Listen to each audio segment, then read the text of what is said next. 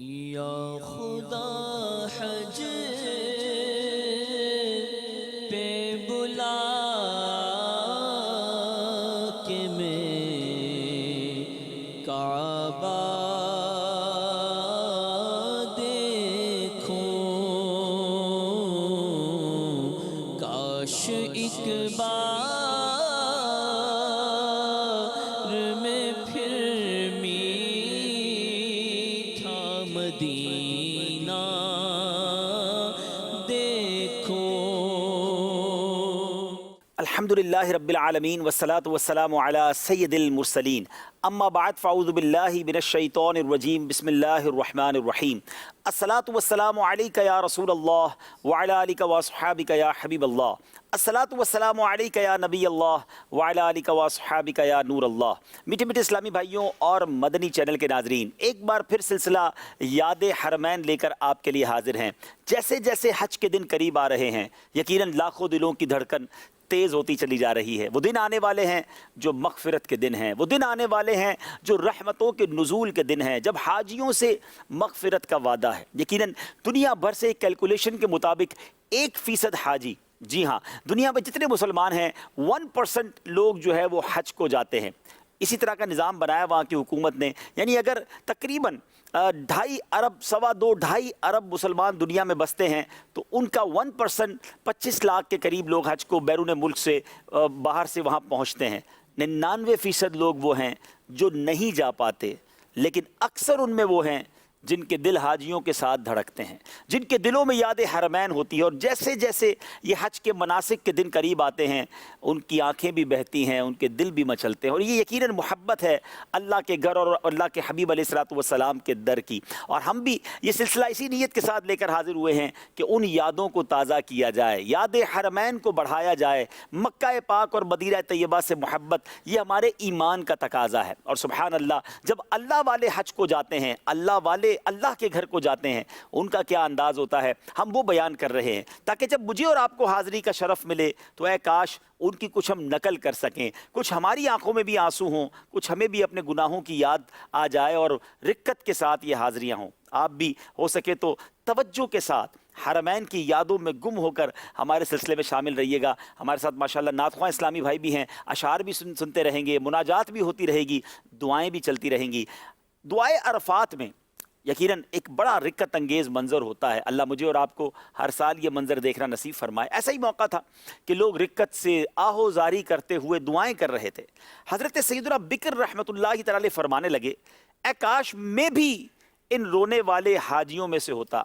اور حضرت سیدنا مطرف رحمۃ اللہ تعالی علیہ نے خوف خدا سے مغلوب ہو کر اللہ کی بارگاہ میں عرض کی، اے اللہ، میری نافرمانیوں کی وجہ سے ان حاجیوں کو رد نہ فرمانا۔ اللہ والے ہیں مگر عاجزی کا عالم یہ ہے۔ ادھر تو حج کا ارادہ کرتے ہی ہم لوگ، کئی ایسے لوگ ہوتے ہیں جو اپنے نام کے ساتھ حاجی لکھنا شروع کر دیتے ہیں۔ اللہ والے عرفات کے میدان میں بھی اللہ کی بارگاہ میں گریہ وزاری کر رہے ہوتے ہیں، اے کاش ہمیں بھی رکت نصیب ہو، سوز نصیب ہو، عاجزی نصیب ہو، اور خاص طور پر جب یہ سفر نصیب ہو تو اللہ کرے کہ بس اللہ کی یاد میں، اللہ کے خوف سے، اپنے گناہوں کو یاد کرتے ہوئے آنسو بہتے رہیں۔ امیر اہل سنت بڑی پیاری التجا اپنے اشعار میں لکھتے ہیں نا، میرے اشک بہتے رہیں کاش ہر دم، تیرے خوف سے یا خدا یا الہی۔ میرے اشک بہتے رہے کاش ہر دم، میرے اشک بہتے رہے کاش ہر دم، تیرے خوف سے یا خدا یا الہی، تیرے خوف سے یا خدا یا الہی۔ اگر آپ اس سفر میں رکت حاصل کرنا چاہتے ہیں نا تو خاص طور پہ امیر اہل سنت کی جو مناجات آپ نے لکھی ہیں، آپ کی جو بہت خوبصورت کتاب جو آپ کی نعتیہ اشعار پر مشتمل ہے، مناجات اور مناقب پر مشتمل ہے، وسائل بخشش، ہو سکے تو ساتھ لے جائیں، ورنہ موبائل پر ڈاؤن لوڈ بھی کی جا سکتی ہے۔ کمال کے کلام ہیں، طواف کرتے ہوئے، سعی کرتے ہوئے، مینا عرفات میں آپ پڑھیں گے نا تو آنکھوں سے آنسو ویسے ہی بہہ نکلیں گے۔ اور ایک اور مشورہ بھی دوں گا کہ آپ خوش الہان نعت خوانوں کی آواز میں مناجات اور نعتیں بھی اپنے ساتھ موبائل پر ڈاؤن لوڈ کر کے لے جائیں، تو آپ کو وہاں یہ جب سنیں گے تو بہت زیادہ انشاءاللہ آپ کو رکت محسوس ہوگی۔ اب جیسے اسی کلام کا ایک شعر ہے، اور واقعی یہ کعبے کے سامنے جا کر، مکے میں جا کر، پھر عرفات میں جا کر، مینا میں جا کر یہ خیال بار بار آتا ہے کہ دنیا تو مجھے حاجی بھی کہہ رہی ہے اور بڑا جس کو آپ کے مبارکبادیں بھی دے رہی ہے، مگر اللہ تو جانتا ہے نا میں کتنا برا ہوں، اس کو تو میرے سارے عیب پتہ ہے، اتنی خطائیں، اتنے جرم ہونے کے باوجود پھر بھی اپنے گھر اس نے مجھے بلایا۔ امیر علیہ السلام لکھتے ہیں نا کہ تجھے تو خبر ہے میں کتنا برا ہوں، تو عیبوں کو میرے چھپا یا الہی۔ تجھے تو خبر ہے میں کتنا برا ہوں، تجھے تو خبر ہے میں کتنا برا ہوں، تو عیبوں کو میرے چھپایا الہی، تو عیبوں کو میرے چھپایا الہی۔ اور جب مکے پہنچ جائیں اور اللہ کی بارگاہ میں اس طرح شکریہ ادا کریں تو اس کی کیفیت بھی اور ہے کہ میں مکے میں پھر آ گیا یا الہی، کرم کا تیرے شکریہ یا الہی، نہ رد کر کوئی التجا یا الہی، وہ مقبول ہر ایک دعا یا الہی۔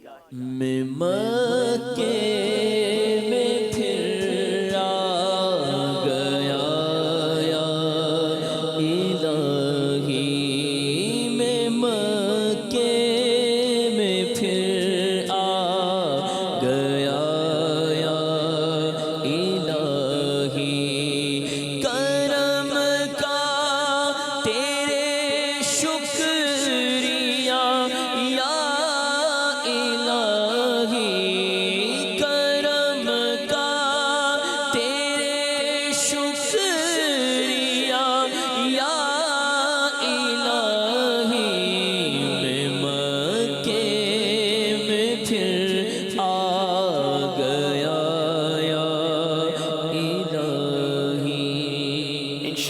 انشاءاللہ یہ سارے موقع ہمیں ضرور ملیں گے، اور عرفات میں سبحان اللہ کس طرح کرم کی برسات ہوتی ہے، کس طرح رب کریم کرم فرماتا ہے، ذرا سنیے گا۔ حضرت سیدنا محمد بن منقدر رحمۃ اللہ تعالی علیہ نے 33 حج کرنے کی سعادت حاصل کی، 33 ٹائمز آپ نے حج کیا۔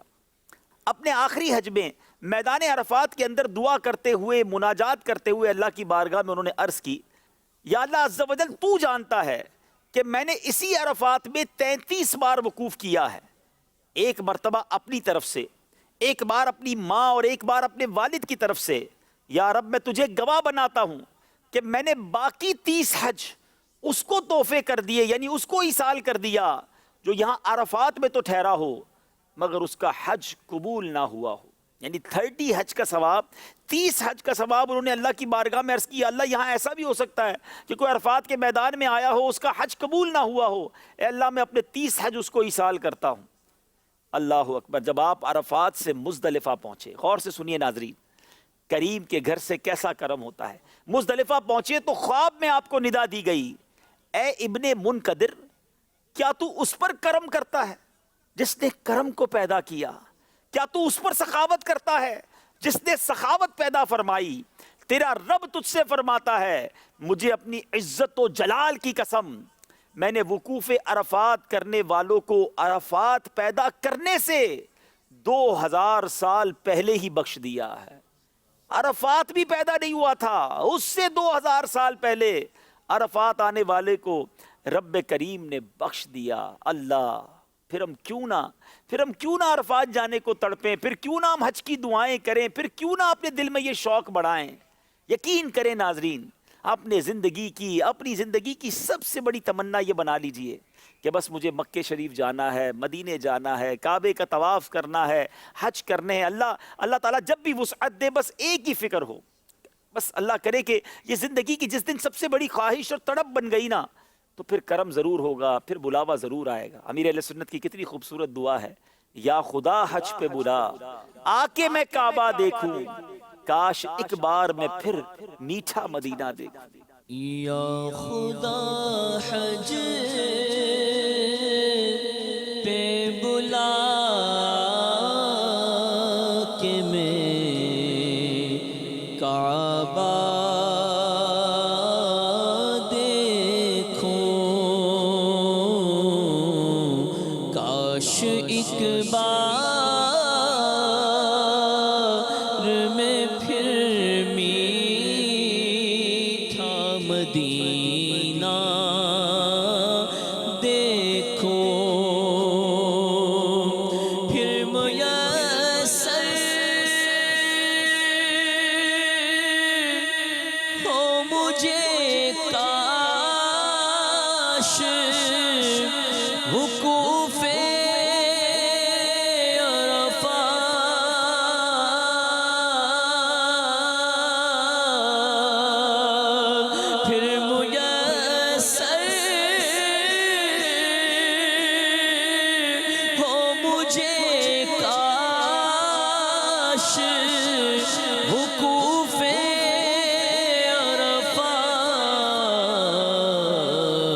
جلوہ میں مزدلفہ اور منی کا دیکھوں، جلوہ میں مزدلفہ اور منی کا دیکھوں۔ ناظرین، کئی چیزیں ایسی ہوتی ہیں جو الفاظ سے بیان ہو سکتی ہیں، مگر کئی چیزیں ایسی ہوتی ہیں جو الفاظ میں بیان نہیں کی جا سکتی، جس کی کیفیت ہی اور ہوتی ہے۔ عرفات کے دن حاجی کے دل کی کیفیت کیا ہوتی ہے، یہ الفاظ میں بیان نہیں کیا جا سکتا۔ اس دن جو سما ہوتا ہے اس کو الفاظ میں بند کر کے بیان کرنا اٹس ناٹ پاسبل۔ اللہ اکبر، کیا کیفیت ہوتی ہے! دنیا بھر سے لوگ احرام پہنے، ایک ہی صدا ہوتی ہے، لبیک اللہم لبیک۔ الگ الگ رنگ و نسل کے لوگ ہوتے ہیں، لباس بھی ایک ہوتا ہے، اور سب کا ایک ہی ٹارگٹ ہوتا ہے، سب کا ایک ہی کام ہوتا ہے کہ بس آج مغفرت لے کے جانا ہے، آج اللہ کو راضی کر کے جانا ہے، آج گناہ معاف کروا کے جانا ہے۔ اور کریم کی طرف سے بھی رحمتوں کا نزول ہے، وہاں سے بھی وعدہ ہے۔ حدیثوں میں یہ مضمون ملتا ہے کہ اللہ تعالیٰ فرشتوں کے سامنے حاجیوں پر فخر کرتا ہے کہ میرے فرشتوں دیکھو، میرے بندے دنیا کے کونے کونے سے آئے ہیں، پراگندہ بال ہیں، میلے کچیلے ہیں، اور میری رضا کے لیے جمع ہوئے ہیں۔ اے فرشتوں گواہ ہو جاؤ، میں نے ان سب کی مغفرت فرما دی۔ کیوں نہ عرفات جانے کو جی چاہے۔ یقین کریں ناظرین، میں بہت ساری باتیں آپ کو الفاظ میں نہیں بتا سکتا۔ وہ عرفات کا دن دنیا کے سارے دنوں سے ہٹ کر ہے۔ وہ جو سما ہوتا ہے، اللہ اکبر، اللہ بار بار وہ سما دیکھنا نصیب فرمائے۔ آپ خود سوچیں نا کہ دنیا میں اگر 2.25 ارب مسلمان رہتے ہیں، سب کی نگاہیں یوم عرفہ عرفات والوں پر ہوتی ہے کہ آج یہ اللہ کے بندے عرفات کے میدان میں وہاں پہنچ گئے ہیں جہاں چھما چھم رحمتیں نازل ہیں۔ یہ مضمون ملتا ہے روایتوں میں کہ جس دن یوم عرفہ ہوتا ہے، اللہ کی رحمت جتنی عرفہ والوں پر برستی ہے کہیں اور نہیں برستی۔ اللہ اکبر۔ پھر اس کے بعد جو مزدلفہ کی رات ہے، اسپیچ لیس، یقین کیجئے یہ الفاظ میں بیان نہیں ہو سکتی۔ 5 سٹار ہوٹلوں میں اگر آپ نے رات گزاری ہے، نرم بستروں پر آپ نے رات گزاری ہے، لگزری نائٹس گزاری ہیں، وہ پتھریلی زمین، اور اس پر ساری دنیا سے آئے ہوئے حاجی اللہ کی محبت میں لیٹے ہوئے ہیں۔ کوئی سجدہ کر رہا ہے، کوئی ذکر کر رہا ہے، کوئی کنکریاں چن رہا ہے، کوئی تھوڑی دیر کے لیے آرام کر رہا ہے، کوئی اٹھ کے تہجد پڑھ رہا ہے۔ خدا کی قسم ناظرین، وہ رات بیان نہیں کی جا سکتی۔ اور احادیث میں، روایتوں میں یہ مضمون ملتا ہے، علماء فرماتے ہیں وہ رات حاجی کے لیے شب قدر سے افضل رات ہے۔ فیلنگز ہوتی ہیں، احساس ہوتا ہے کہ یہ سارے اللہ کے بندے اللہ کی محبت میں یہاں پڑے ہوئے ہیں، آج ابر کرم نہیں برسے گا، آج مغفرت نہیں ہوگی تو کب ہوگی؟ اور مزدلفہ میں وقوف کرنے والوں سے ان کے حقوق العباد معاف کرنے کا وعدہ ہے۔ اور پھر جو مینا کی راتیں ہیں، مینا کے دن ہیں، وہ خیموں میں سونا، وہ واش روم کی لائنز، وہ وضو خانے پر رش، وہ مشکل سے کھانا ملنا، یہ ساری تکلیفوں کا بھی مزہ ہے، یہ ساری تکلیفوں کا بھی ایک عجب لطف ہے۔ دنیا میں لوگ اس جگہ جانا پسند نہیں کرتے جہاں تکلیف ہوتی ہے، بندہ کہتا ہے نہیں دوبارہ نہیں جانا، بڑی لمبی لائن ہوتی ہے، ادھر جاؤں گا کھانا مشکل سے ملا تھا، میں فلاں جگہ گھومنے گیا آرام ٹھیک نہیں ہوا۔ مگر یہ کیسی تھکن ہے، یہ کیسا رش ہے، یہ کیسی تکلیف ہے، یہ کیسا میلا کچیلا پن ہے کہ حاجی حج کرنے کے بعد پھر تڑپتا ہے، یا اللہ پھر بلا، میں پھر میلا کچیلا رہنا چاہتا ہوں، میں پھر تکلیف اٹھانے کے لیے خوش ہوں، مولا میں اس پتھریلی زمین پر سونا چاہتا ہوں، مجھے اس رش میں بلا لے، میں تھوڑے دھکے بھی کھانا چاہتا ہوں۔ پتہ نہیں تیرے کیسے کیسے نیک بندے طواف کر رہے ہوں گے، کسی کا مجھے بھی کاندھا لگ جائے گا، کسی کے ساتھ میرا بھی بیڑا پار ہو جائے گا۔ خدا کی قسم یہ دنیاوی لحاظ سے تو تکلیفیں ہیں، مگر ان تکلیفوں میں، اس درد میں، اس مشکل میں بھی ایک مزہ ہے۔ جبھی تو یہ دعا بار بار ہوتی ہے نا کہ جلوہ میں مزدلفہ اور مینا کا دیکھا، کاش یہ پھر نصیب ہو جائے۔ پھر مینا عرفات تو مزدلفہ کے جلوے دیکھ لوں، پھر مینا عرفات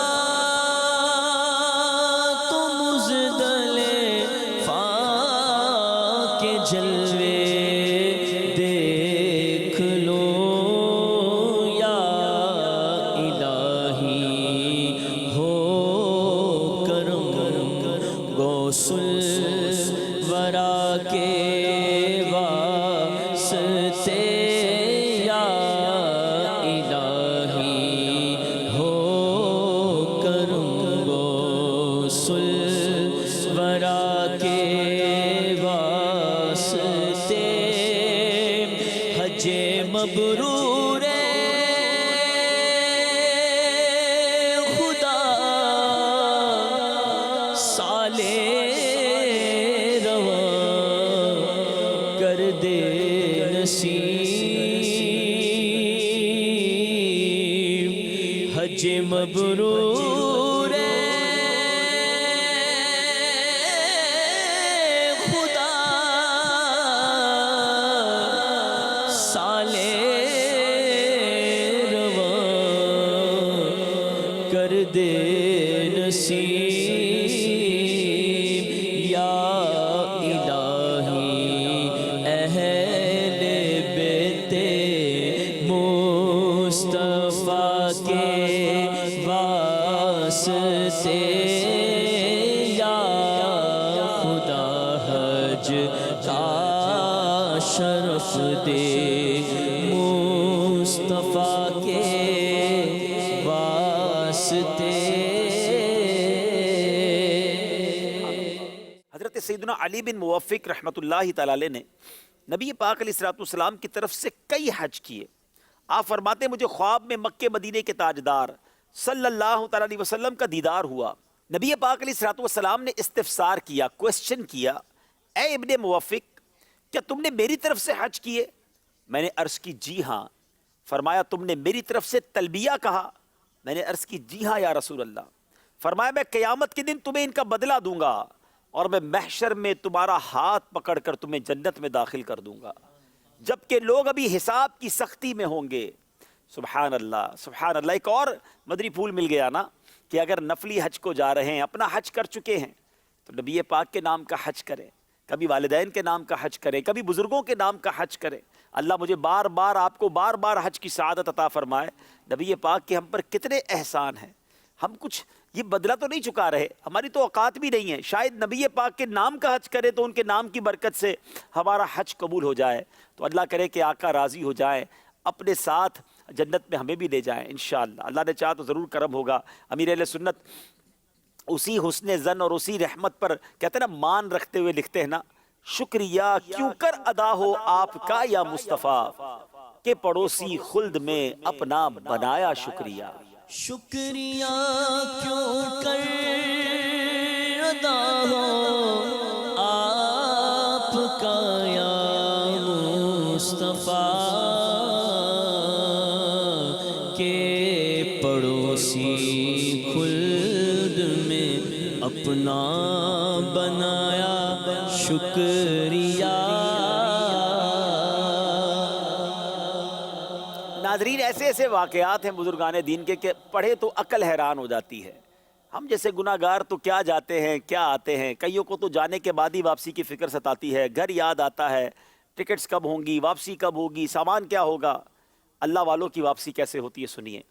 حضرت سیدنا ذوالنون مصری رحمۃ اللہ تعالی علیہ نے کعبہ مشرفہ کے پاس ایک نوجوان کو دیکھا، مسلسل نماز پڑھے جا رہا تھا، سلام پھیرتا پھر نماز پڑھتا پھر نماز پڑھتا، یعنی نوافل پڑھ رہا تھا، رکنے کا نام ہی نہیں لے رہا تھا۔ تو آپ نے اس سے فرمایا کہ کیا بات ہے، تم واپس جانے کے بجائے مسلسل نماز پڑھ رہے ہو؟ تو کیا کہتا ہے سنیے، وہ کنیکشن، وہ محبت، وہ جس کو کہنا معرفت الہی تھی، وہ کہتا ہے اپنی مرضی سے کیسے جاؤں، رخصت کی اجازت کا انتظار ہے، کریم کے گھر آیا ہوں تو اب رخصت کی اجازت کا انتظار ہے۔ حضرت سیدنا ذوالنون مصری رحمۃ اللہ تعالی فرماتے ہیں کہ ابھی ہم باتیں ہی کر رہے تھے کہ اس نوجوان کے اوپر ایک رقعہ گرا، ایک کاغذ کا ٹکڑا گرا، اور اس میں لکھا تھا یہ خدائے عزیز و غفار کی جانب سے اس کے شکر گزار مخلص بندے کے لیے ہے، واپس جا، تیرے اگلے پچھلے گناہ معاف کر دیے۔ اللہ اللہ، یہ بڑے کرم کے ہیں فیصلے، یہ بڑے نصیب کی بات ہے۔ اللہ ایسوں کے صدقے ہماری حاضری قبول فرمایا۔ اے کاش ہم بھی جائیں تو ہمارے سارے گناہ معاف ہو جائیں، ایسی محبت ہو جائے، ایسا پیار ہو جائے، ایسی وارفتگی رب عز و جل سے نصیب ہو جائے۔ امیر علیہ السلام لکھتے ہیں نا، محبت میں اپنی گما یا الہی، نہ پاؤں میں اپنا پتا یا الہی۔ محبت میں اپنی گھمایا الہی، نہ پاؤں میں اپنا پتایا الہی، نہ پاؤں میں اپنا پتایا الہی۔ ناظرین، کبھی کبھی ایسا بھی ہوتا ہے ہم دعا مانگتے ہیں، وہ دعا قبول نہیں ہوتی، ہمیں نظر نہیں آتی۔ مکہ شریف گئے، حج پر گئے، پڑھا تو یہ تھا کہ کعبے پر پہلی نظر پڑے تو جو دعا مانگی جائے وہ دعا قبول ہوتی ہے۔ میں تو کعبے پر بھی گیا، وہاں بھی دعا مانگی، مدینے میں بھی دعا مانگی، مگر وہ دعا قبول نہیں ہوئی۔ بزرگان دین کے آپ کو واقعات سناتا ہوں۔ دعا مانگنی ہے، چاہے ہمیں اس کا نتیجہ نظر آئے یا نہ آئے، اللہ کی رحمت سے مایوس نہیں ہونا ہے۔ دیکھیں نا، میں کریم کے گھر گیا ہوں اور کریم کو معلوم ہے، میرے مالک کو معلوم ہے کہ مجھے کب کیا دینا ہے۔ بھروسہ بھی تو ہونا چاہیے نا۔ حضرت سیدنا مالک بن دینار رحمۃ اللہ تعالی فرماتے کہ ایک عابد کہتے ہیں میں متواتر کئی سال تک حج کی سعادت سے سرفراز ہوتا رہا۔ ہر سال ایک درویش کو میں کعبہ معظمہ کا دروازہ پکڑے دیکھتا، جب وہ لبیک اللہم لبیک کہتا تھا تو غیب سے آواز آتی تھی لا لبیک، یعنی تیری لبیک قبول نہیں ہے۔ میں نے 14ویں سال یعنی 14 سال تک دیکھتا رہا۔ 14ویں سال اس شخص سے کہا کہ اے درویش تو بہرا تو نہیں ہے؟ اس نے جواب دیا میں سب کچھ سن رہا ہوں۔ تو میں نے کہا پھر یہ تکلیف کیوں اٹھاتا ہے، یعنی 14 سال سے بار بار کیوں آ رہا ہے جب تیری لبیک پر ہی لا لبیک کہا جاتا ہے؟ تو وہ کیا کہتا ہے کہ اے شیخ 14 سال تو کیا، اگر 14,000 سال بھی میری عمر ہو جائے نا، اور بجائے سال بھر کے ہر روز 1000 بار یہ جواب مجھے سنائی دے لا لبیک، تو پھر بھی میں اس دروازے سے سر نہ اٹھاؤں گا۔ آپ فرماتے کہ ابھی ہم آپس میں گفتگو ہی کر رہے تھے کہ آسمان سے ایک کاغذ اس کے سینے پر گرا اور اس نے وہ کاغذ میری طرف بڑھا دیا۔ میں نے پڑھا کہ اس میں لکھا تھا اے مالک بن دینار، تو میرے بندے کو مجھ سے جدا کرتا ہے کہ میں نے اس کے کئی سال کے حج قبول نہیں کیے۔ ایسا نہیں ہے، بلکہ اس مدت میں آنے والے تمام حاجیوں کے حج بھی اسی کی پکار کی برکت سے میں نے قبول کیے، تاکہ کوئی میری بارگاہ سے محروم نہ رہ جائے۔ اللہ اکبر، اللہ اکبر۔ وہ بڑا کریم ہے، وہ بڑا رحیم ہے، اس کے در سے مایوس نہیں ہونا ہے۔ عاجزی انکساری، اللہ کے سوا ہے کون ہمارا، ہم کس کے در پہ جا سکتے ہیں؟ ایک اور روایت سنیے، کہ ایک ضعیف العمر بزرگ کے بارے میں آتا ہے کہ وہ ایک نوجوان کے ساتھ حج کرنے گئے، جو ہی احرام باندھا، لبیک کہا، غیب سے آواز آئی لا لبیک، یعنی تیری حاضری قبول نہیں ہے۔ نوجوان حاجی نے ان سے کہا کہ کیا آپ نے جواب سنا؟ بوڑھے حاجی نے کہا کہ میں 70 سال سے یہ آواز سن رہا ہوں، میں جب احرام باندھتا ہوں، جب لبیک پڑھتا ہوں، مجھے لا لبیک سنائی دیتی ہے۔ تو نوجوان نے کہا پھر آپ کیوں آتے ہیں، سفر کی تکلیف کیوں اٹھاتے ہیں، خود کو کیوں تھکاتے ہیں؟ پتہ ہے اس بوڑھے حاجی نے کیا جواب دیا؟ آئے ہائے ہائے، کیا عاجزی، کیا انکساری، کیا ان الفاظ کی چاشنی ہے۔ وہ کہتے ہیں کہ رو رو کر وہ حاجی کہتا ہے، بوڑھا حاجی، کہ پھر میں کس کے دروازے پر جاؤں؟ مجھے خواہ رد کیا جائے یا قبول، میں نے تو یہی آنا ہے نا، اس در کے سوا میری کوئی پناہ نہیں ہے۔ غیب سے آواز آئی جاؤ تمہاری ساری حاضریاں قبول کر لی گئی۔ اللہ اکبر، اللہ اکبر۔ ناظرین یہ وہ تڑپ ہے، یہ وہ رکت ہے، یہ وہ عاجزی ہے جو اللہ والوں کا انداز تھا۔ کاش مجھے اور آپ کو اس کا کچھ ذرہ نصیب ہو جائے، کچھ انکساری، کچھ عاجزی، کچھ اللہ کی بارگاہ میں جس کو کہتے ہیں نا رکت کے ساتھ عرض کرنا نصیب ہو جائے۔ اب یہاں ان دو واقعات سے جو سبق ملتا ہے ناظرین، وہ یہ ہے کہ قبولیت دعا میں خواہ کتنی ہی تاخیر ہو جائے، دل برداشتہ نہیں ہونا چاہیے۔ ہم تاخیر کی مصلحتیں نہیں جانتے، یقیناً قبولیت دعا میں تاخیر بلکہ سرے سے دعا قبول کا اظہار ہی نہ ہونا، یہ بھی ہمارے حق میں مفید ہوتا ہے۔ سیدی اعلیٰ حضرت امام اہل سنت کے والد گرامی حضرت مولانا نقی علی خان کے فرمان کا خلاصہ ہے کہ حکمت الہی کے کبھی تو براہ نادانی کوئی چیز بندہ طلب کر رہا ہوتا ہے اور وہ مہربانی کہ تیری دعا قبول نہیں کرتا، کیونکہ تو جو مانگ رہا ہوتا ہے وہ اگر عطا کر دیا جائے تو تجھے نقصان ہو جائے گا۔ مثلا تو دولت مانگے، دولت تو مل جائے مگر ایمان خطرے میں پڑ جائے، تو صحت مانگے، اس کا ملنا تیری آخرت کے لیے نقصان دہ ہو، اس لیے وہ تیری دعا قبول نہیں فرماتا۔ اللہ نے قرآن مجید فرقان حمید میں کمال کا ارشاد فرمایا، جسے سن لیجئے اور یاد کر لیجئے۔ اللہ قرآن میں فرماتا ہے عَسَىٰ أَن تُحِبُّوا شَيْئًا وَهُوَ شَرٌّ لَكُمْ، اللہ فرماتا ہے قریب ہے کہ کوئی بات تمہیں پسند آئے اور وہ تمہارے حق میں بری ہو، ہمیں اچھی لگ رہی ہے مگر اللہ جانتا ہے، ہم نہیں جانتے۔ بڑا آسان سا اس کا فارمولہ ہے، بڑا آسان سا اس کا ایک ایگزامپل ہے ناظرین۔ آپ میں سے کئی والد مجھے سن رہے ہوں گے، کئی والدہ سن رہی ہوں گی، بڑے بھائی سن رہے ہوں گے۔ آپ کے گھر میں چھوٹا بچہ ہو، اس کا گلا خراب ہو اور وہ آپ سے کہے کہ مجھے آئس کریم کھانی ہے، مجھے ٹھنڈا پانی پینا ہے، بتائیے آپ اسے پلائیں گے؟ آئس کریم کھانے دیں گے؟ آپ کہیں گے نہیں بیٹا آپ نے نہیں کھانا، اور اب وہ رونا شروع کر دے، آپ کے سامنے ضد کرنا شروع کر دے، آپ کہیں گے بے شک روتا رہے، ضد کرتا رہے، اس کو اس وقت آئس کریم دینا، ٹھنڈا پانی دینا اس کی صحت کے لیے نقصان دہ ہے۔ ناظرین اب میرے سوال کا ذرا جواب دیجئے، آپ والد ہو کر جانتے ہیں بچے کو کب کیا دینا ہے، اب ماں ہو کر جانتی ہیں کہ آپ کے بچے کو کب کیا دینا ہے، آپ بڑے بھائی ہو کر جانتے ہیں چھوٹے بھائی کو کب کیا دینا ہے۔ کیا مجھے پیدا کرنے والا میرا خالق میرا مالک نہیں جانتا مجھے کب کیا دینا ہے؟ میں جو مانگ رہا ہوں ہو سکتا ہے وہ میرے لیے اچھا نہیں ہے، میں رو بھی رہا ہوں، میں گڑ گڑا بھی رہا ہوں، یہ اس کی مہربانی ہے جو مجھے نہیں دے رہا ہے۔ قرآن میں رب نے فرمایا عَسَىٰ أَن تُحِبُّوا شَيْئًا وَهُوَ شَرٌّ لَكُمْ، قریب ہے کہ کوئی بات تمہیں پسند آئے اور وہ تمہارے حق میں بری ہو۔ کیا پیاری بات مولانا حسن رضا خان صاحب کہتے ہیں نا، سبحان اللہ، یہ یاد کر لو اور اپنی زندگی میں یہی انداز ہونا چاہیے کہ یا اللہ جو میرے حق میں بہتر ہے وہ عطا فرما، تو بہتر جانتا ہے، جو میرے لیے بہتر ہے عطا کر دے، جو بہتر نہیں میرے خالق میرے مالک میرے دل سے اس کا دھیان اور خیال بھی نکال دے۔ یہ شعر کتنا خوبصورت ہے۔ مولانا حسن رضا خان صاحب لکھتے ہیں میں کیوں کہوں مجھ کو یہ عطا ہو وہ عطا ہو، میں کیوں کہوں مجھ کو یہ عطا ہو وہ عطا ہو، وہ دو کہ ہمیشہ میرے گھر بھر کا بھلا ہو۔ یہ کیوں کہوں مجھ کو یہ عطا ہو یہ عطا ہو،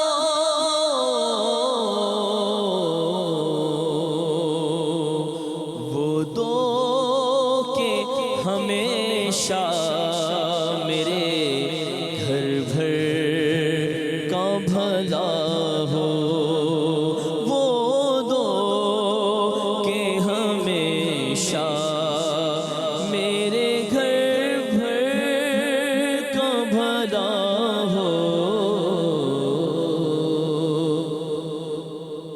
ایک بزرگ کے بارے میں آتا ہے ناظرین کہ وہ کہتے ہیں میں نے 50 سے زائد حج کیے، سوائے ایک کے سب کا ثواب نبی پاک علیہ الصلوۃ والسلام خلفائے اربعہ یعنی چاروں خلفاء، پھر اس کے بعد اپنے والدین کو ایصال کیا، اب ایک حج باقی تھا جس کا ابھی تک ایصال ثواب نہ کیا تھا۔ میں نے میدان عرفات میں موجود لوگوں کو دیکھا، ان کی آوازیں سنی، بارگاہ خداوندی میں عرض کی یا اللہ اگر ان لوگوں میں کوئی ایسا شخص ہے جس کا حج مقبول نہ ہوا ہو تو میں اپنے اس حج کا ثواب اسے ایصال کر دیتا ہوں۔ پھر اس رات کہتے ہیں جب میں مزدلفہ میں سویا، اللہ کا خواب میں دیدار نصیب ہوا۔ اللہ نے مجھ سے فرمایا اے علی کیا تو مجھ پر سخاوت کرتا ہے؟ میں نے عرفات میں موجود تمام افراد ان کی تعداد کے برابر مزید اور ان سے بھی دگنے لوگوں کی مغفرت فرما دی ہے، اور ان میں سے ہر فرد کی اس کے اہل خانہ اور پڑوسیوں کے حق میں شفاعت بھی قبول فرما لی ہے۔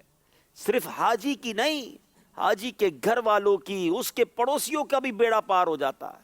اللہ اکبر۔ احادیث میں مضمون بھی ملتا ہے کہ حاجی کی اور حاجی کی شفاعت 400 اس کے قریبی لوگوں کے حق میں بھی قبول کی جاتی ہے، وہ 400 لوگوں کی شفاعت کرتا ہے۔ تو سبحان اللہ، اللہ یہ سفر مجھے ہم سب کے گھر والوں کو بھی نصیب فرمائے۔ کیا خوبصورت دعا امیر اہل سنت نے لکھتے ہیں نا کہ کوئی حج کا سبب اب بنا دے، مجھ کو کعبے کا جلوہ دکھا دے، دید عرفات و دید منا کی میرے مولا تو خیرات دے دے۔ کوئی حج کا سبب اب بنا دے، مجھ کو کعبے کا جلوہ دکھا دے، مجھ کو کعبے کا جلوہ دکھا دے، دید عرفہ تو دید منا کی میرے مولا تو خیرات دے دے،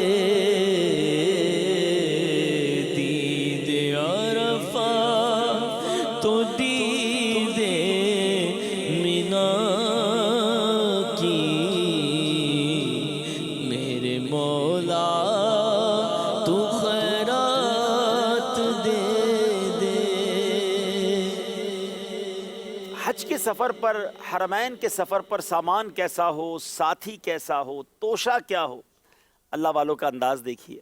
ایک شخص نے حضرت سیدنا حاتم اصم رحمۃ اللہ تعالی علیہ سے عرض کی مجھے حج کا سفر درپیش ہے، کوئی ایسا ہم سفر بتائیے جس کی صحبت بابرکت کا فیض لوٹتے ہوئے میں اللہ کی بارگاہ میں حاضر ہو سکوں۔ فرمایا اے بھائی اگر ہم نشین چاہتے ہو تو تلاوت قرآن کی صحبت اختیار کر لو۔ اچھا اگر ساتھی چاہتے ہو تو فرشتوں کو اپنا ساتھی بنا لو، اگر دوست درکار ہو تو اللہ عز و جل اپنے دوستوں کے دلوں کا مالک ہے، اگر زیادہ راہ چاہیے، توشہ چاہیے تو اللہ پر یقین سب سے بہترین توشہ ہے، اور کعبۃ اللہ کو اپنے سامنے تصور کرتے ہوئے خوشی سے اس کا طواف کرو۔ کیا انداز ہے، کیا طریقہ ہے۔ ہم تو کہتے ہیں بھائی بیگ کیسا ہونا چاہیے، سامان کیسا ہونا چاہیے، دوست کون ہوگا، پیسے کتنے ہونے چاہیے۔ یقیناً یہ عارضی چیزیں ہیں، ضروری ہیں، مگر عشق الہی ہو، تقوی ہو، پرہیزگاری ہو، تلاوت قرآن ہو، اللہ پر یقین اور بھروسہ ہو، یہ بزرگوں کا انداز ہے۔ آپ کو یہ جھلک امیر اہل سنت میں بھی اور امیر اہل سنت کے کلاموں میں بھی ملے گی۔ آپ نے اپنے کلام میں لکھا نا کوئی سجدوں کی سوغات ہے نہ کوئی، زہد و تقوی میرے پاس سرکار ہے، چل پڑا ہوں مدینے کی جانب مگر میری جھولی میں اشکوں کا ایک ہار ہے۔ سجدوں کی سوغات، اشکوں کی سوغات، جناب اس سفر کے لیے یہی ریکوائرڈ ہے، یہی وہ انداز ہے جو اللہ والوں کا انداز رہا کہ آنسو بہتے تھے، سجدے ہوتے تھے، ندامت ہوتی تھی۔ اللہ مجھے اور آپ کو ایسا سفر نصیب فرمائے۔ اس سلسلے کا اختتام اسی شعر پہ کرتے ہیں، انشاءاللہ ہمارے عارف بھائی ہمیں سنائیں گے، اور اللہ کرے کہ اس بار اور جب بھی ہمیں سفر نصیب ہو تو یہ سامان بھی ساتھ ہو جائے۔ اللہ کرے کہ یہ نیکیوں کے ساتھ کچھ لے کر جائیں اور وہاں سے رحمتوں کی بھیک لے کر آئیں۔ صلو علی الحبیب صلی اللہ تعالی علی محمد صلی اللہ علیہ وسلم۔ کوئی سجدوں کی سوغات ہے نا